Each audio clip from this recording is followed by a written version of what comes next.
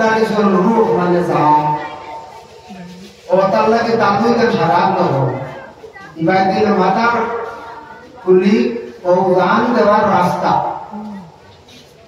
সর্বপ্রথম দেওয়া হয়েছে আদমের ভিতরে রোহটা দেওয়ার সঙ্গে সঙ্গে রোহটা প্রথমে গিয়ে ভিতরে থাকলো না বাইর হয়ে গেল যে খানোর দিকে আবার দিলা রোয়াল্লা ডালিয়া বাম খানোর দিকে বাইর হয়ে গেল আবার রোহ দিলা আবার ডালের দিকে বাইর হয়ে গেল তিনবার রোহটা বাইর হওয়ার পরে বইলার বারো তুই আদমের ভিতরে এখানে ডাকতে যাস না ওই সময় রুহে জবাব দিল আল্লাহ আদমের ভিতর তো অন্ধকারের মধ্যে আমি থাকতে চাই না আমার পেট লাইটও বিভক্ত হবার রাস্তা আর আমি অত ওয়াজ বলি আমার জন্য রইবার খান্দাই সারা বেলা যাইবে কিও রান্নাতে আনতে কি বলে কিওর বাপ আমিও ওয়াজ করতাম পারতাম না কত সময় মাঝে এমনি বন্ধু হেরো দেখতাম না আপনারাও আমার দেখতাম না এখন বা যাইতে পারে রূহ কি আদমের ভিতরে রইল না আর এই অন্ধকার ও আল্লাহ পাক রব্বুল আলামিন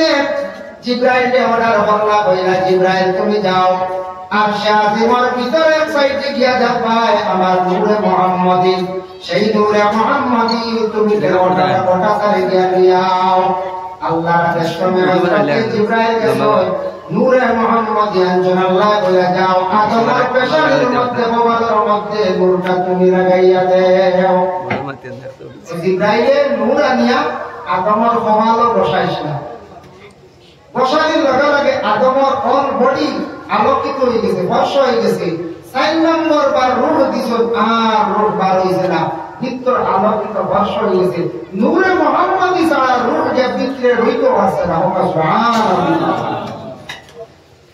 এখন যাই 1 নম্বর হইল গিয়া আদমের পেশানির যখন কপালে বসানি হইল কথার লাগি মানুষের কপাল দিকে ধারাটা কি মায়া দেয় সুন্দর সুন্দর না বলবেন মানুষ যদি খালাও হয় মাদুরাও হয় সামলাও হয় সুন্দর হয় সবটা কি মানুষের চেহারা আছে একটু বলা হওয়াল আছে হওয়ালিকার আল্লাহ সুন্দর দিশয় আদমের কপালের মধ্যে নূরে মুহাম্মদী লাখলহ দিকে আদমের কপাল সুন্দর আজ পর্যন্ত সব আদমের কপালকার খুব বেশি সুন্দর বাবা এর লাগে কপাল বাসাইলে বুঝা যায় কোন সময় কপাল যদি খুশলেও হইলে বুঝা যাইবেন মন আমার উপরে পালা নাই কপাল এখান কোন সময় সুন্দর দেখলে বুঝা যাইব বলে তার মন আমার উপরে খুশ আছে কোন সময় কপাল এখান যখন দেখবা একটু আল্লাহ বুঝা যাইব মানুষ কোন দুশ্চিন্তার মধ্যে আছে মানুষের কপাল বাসাইলে বহুত কিছু অনুভব করা যায় আদমের ভিতরে রূপ দেওয়ার লগে লগে আদম সহায়তা কি উঠিয়া বসিয়া হাসি দিসলা হাসি দেওয়ার লগে লগে তখন নাকের ভিতর থাকি একটা তরল পানি বার হয়েছে আমরা হাসি দিলে বাড়ে নেন নাক থাকি একটা বাড়ে নেন পানি বাইরে হয় তখন 1200 পানি ও মূল আদমের 1200 গতি গাই পর্যন্ত আদমের আওলাদ নাকাতি হাসি দিলে একটা পানি বাইরে আদমের ইমানি উঠে আল্লাহ ইব্রাহিমকে কইলা ওখানে সমান দিয়ে রাখি ওকা সুবহানাল্লাহ কইলা মাতলো রাখি ইসাইটো মাতলো কইলা ওখানে সমান দিয়ে রাখি বলে আল্লাহ ইউরান কিতা কথা বলে আমি দুনিয়া এক আওলাদ দান করব আনা বাপরে হযরত ঈসা নবী জন্ম হইছিলেন আনা বাপরে তার তো বাপ নাই কিয়ামতের দিন তাই দাবিদার হইবা আমার বাপ নাই আনা বাপরে কেন দিশটায় আর তার মা দাবিদার হইবা আনা জামাইয়া কেন আমার বেটো আওলাদ দিশটায় ও আমি আল্লাহ আদমের নাফর মানি যে কিয়ামতের দিন ঈসার বাপ আর মরিয়মের জামাইরা আমি আল্লাহ ও আদমের নাফর মানি উঠেন দিবা নাই সুবহানাল্লাহ আবু খানো আখেরা আর নাফর মানি খানো সোয়া সমা দিয়া যে আল্লাহ মিলা বুকর মোদা আছে বুঝবাই তো কত নাফর মানি দিয়া হযরত মরিয়ম আলাইহিস সালামের স্বামী আর ঈসা রহমানের বাবা সৃষ্টি হলি আল্লাহ আসরের মধ্যে এরা দুইজন দাবিদার হইবা দুইজন পুরা দাবিদার হইবা আদম আলাইহিস সালাম রে আল্লাহ পাক রব্বুল আলামিন যেই সময় সৃষ্টি করিলেন সৃষ্টি করার সঙ্গে সঙ্গে বেহেশতের মধ্যে রাসূল আদম একা এখনো পর্যন্ত কেউ নাই আদম সৃষ্টি করার মাত্র 40 দিন পরে মা হাওয়া আলাইহিস সালাতু ওয়াস সালাম আল্লাহ সৃষ্টি করলা। সৃষ্টি করিয়া মা হাওয়ারে আল্লাহ ৬২টা জেওরাত পরিধান করাইয়া যেমনি আদমের সামনে হাজির করলা। আদমে কইলা, ও আল্লাহ কত সুন্দর লাগছে, আপনি আরে বানাইলা বলে হাওয়া বানাইছি, তোমার জন্য বানাইছি রে আদম, তুমি কোনো চিন্তা করিও না, এই মহিলা তোমার লাগে আমি আল্লাহ বানাইছি। বলে আল্লাহ আমার তো কোনো সুন্দর নাই, আপনি হাওয়ারে অত সুন্দর করে সাজাই আমার সামনে আল্লাহ। আল্লাহ ও সময় কইলে আদম তোমার আমি সুন্দর দান করলাম। আদম ও সময় আরাম করছ, চক্ষু বন্ধ করছ, আর নিজে ঘুমাইছ, তোমরাকে উঠিয়া যেমন আদমের মুখ দাড়ি উঠি গেছে গিয়া। এর আগে আদমের দাড়ি আসলো না। আদম কইলা, রে আল্লাহ আমার অত ভালো লাগে, আমার মুখ দাড়ি দিতে সুন্দর হয়ে গেছে, আর আমার সৌন্দর্য লাগতো নাই। হযরতে আদম আল্লাহর দরবারে শুকরিয়া আদায় করছেন, এর লাগে পুরুষের সৌন্দর্য হইল মুখের দাড়ি দিয়া। পুরুষের সৌন্দর্য হইল মুখের দাড়ি দিয়া।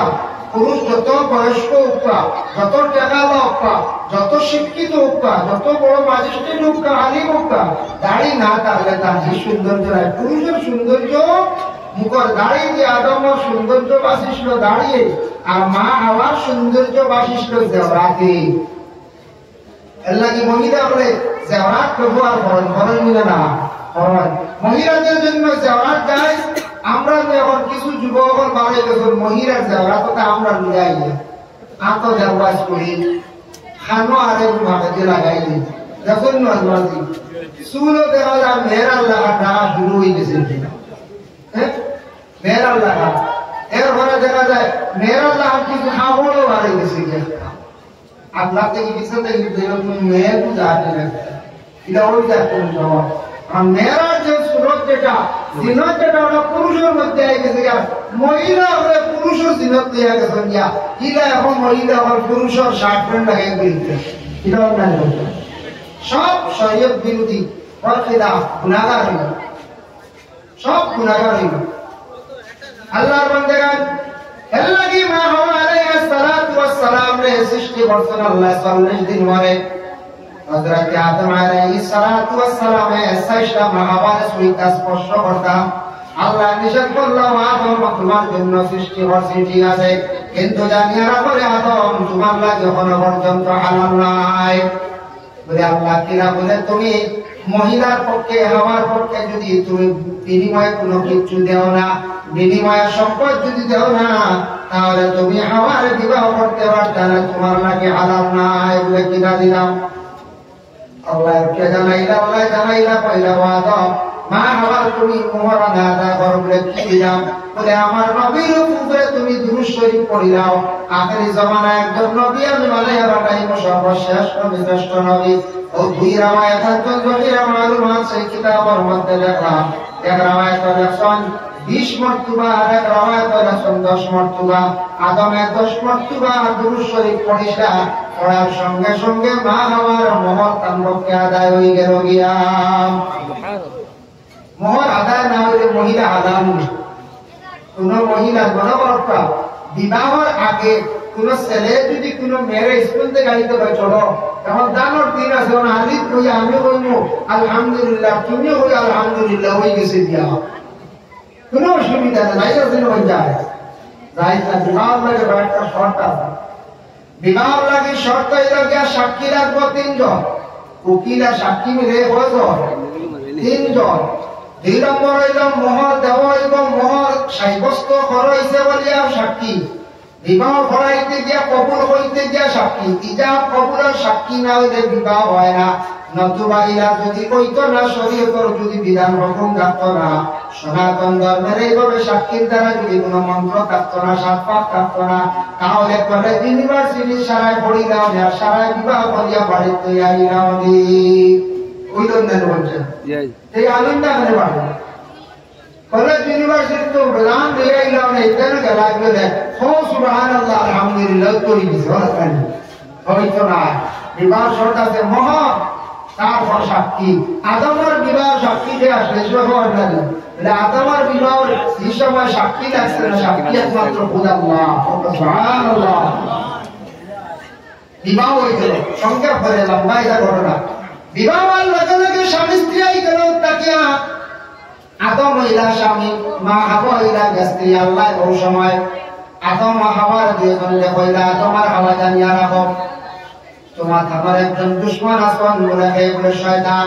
শয়তান কিন্তু বেহেশতের ভিতরে ঢুকতে পারতো না, আদা থাকতে তোমাদেরকে নষ্ট করার চেষ্টা করবো। ও তোমার হাওয়া জানিয়া রাখিও, শয়তানে ভালো জিনিস দেখতে পারে না, তোমাদেরকে নষ্ট করবো। খেয়াল করিও, যে একটা গাছ দেখাইনি বেহেশতের সামনে রাখা, ই গাছের ফল চাইও তুমি তাহলে খাইও না, তার লইও না।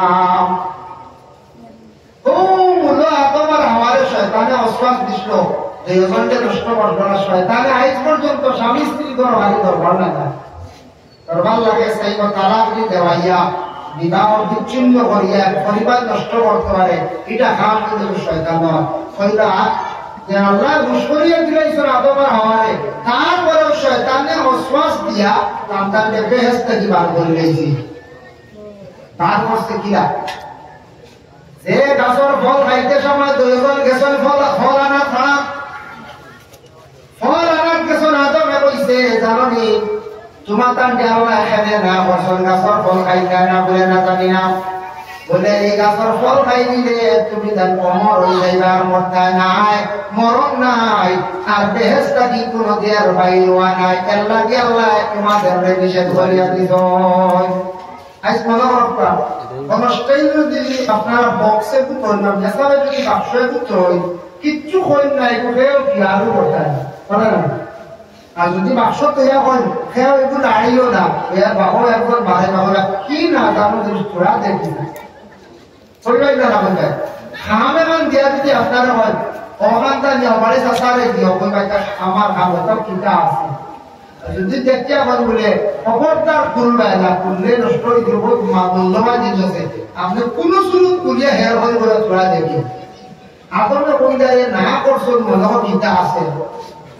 আর শয়তানে পৌঁছা দিছে কইছে ই গাছের ফল খাইলে অমর আর মরামরি নাই, মরামরি নাই। মানুষ আসিলাম আমার একদিন এগিয়ে ভয় গাড়ি হুজুর শুনলাম কিটা মানুষের নাই খাইলে বুঝি বাঁচা যায় 100 বছর আসাম নাই খাইলে নাবি আরে নাবি এরা কি কি বলছে শুনছি শ্মশান নিয়ে অনেক সনাতন ধর্মের মানুষকে জ্বালানি হয়, এই সময় নাবিটা যদি কেউ নিয়ে খাই হইতে পারে কিন্তু জলদি মরে না, কমসে কম 100 বছর বাঁচে।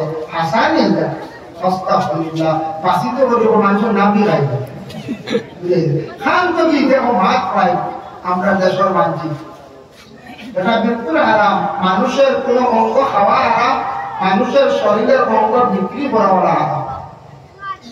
আচ্ছা যাই হোক, এর লাগে ও দুজন বেহেশত থাকি বার হয়েছে, দুজন বেহেশত থাকি বার হয়ে গিয়া ফল বাড়িছ।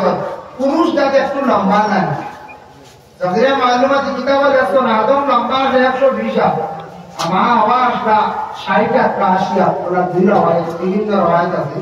পুরুষ মূলও লম্বা, মহিলা মূলও কাটতি আসলা মা হওয়া। আজ পর্যন্ত পুরুষ হল লম্বা, মহিলা হল কাটতি নাই। ফল বাড়িতে সময় যে আদম হাত বাড়ায় বাড়ি তাই লম্বা।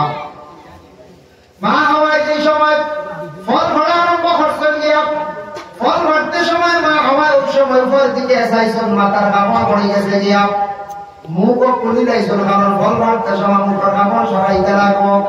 প্রথমে কান চেহারা বাইর হইছে, 2 নম্বরে মাথার উপর দিকে দিছেন, মাথা খালি হইছে, 3 নম্বরে এইভাবে হাত বাড়াইছেন, কাপড় নামিয়া কলি পর্যন্ত আই গেছে, 4 নম্বরে মা হাওয়ায় ফল লাগাল পাইত না, ওই সময় তার ডিগি দিছিলা, ডিগি দিতে সময় আর টকলু পর্যন্ত কাপড় শরীরে সবাই হয়ে গেছিল গিয়া। আল্লাহ জানায় দিছেন আদম আমার হাওয়া জানিয়া রাখো, তোমাদের কর্তা কি যত সন্তান হল জন্মগ্রহণ করবা, কিয়ামতের আগ পর্যন্ত আমি আল্লাহকে ইবাদত বন্দেগী করতে সময় মা হাওয়া যারা বেহেশত কি বাইর হইয়া 4টা শরীরের অংশ বাইর করলা, শয়তানে দেখে, যার কারণে মা হাওয়া বাহির করার কারণে তুমি প্রত্যেক বন্ধ বলে আমি আল্লাহর ইবাদত করতে সময় সেই 4টা জায়গা ধুইতে লাগবো। ওটা কি হইছে আমাদের হুজুর মাঝে চাইব, হুজুর মাঝে চাইব না, মুখ দই মাথা মুছো করি খনি পর্যন্ত দই ভাও দই না না। মা হাওয়ার 4 অংশ বাহির হওয়ার কারণে আজকাল জগতে আমরা কত টেন্ডার মধ্যে কষ্ট করিয়া বাবা উজু করতে লাগি। উজু করা লাগে না না বোঝায়, শীতের দিনে লুজ লুজ লাগে না, ভালো লাগে।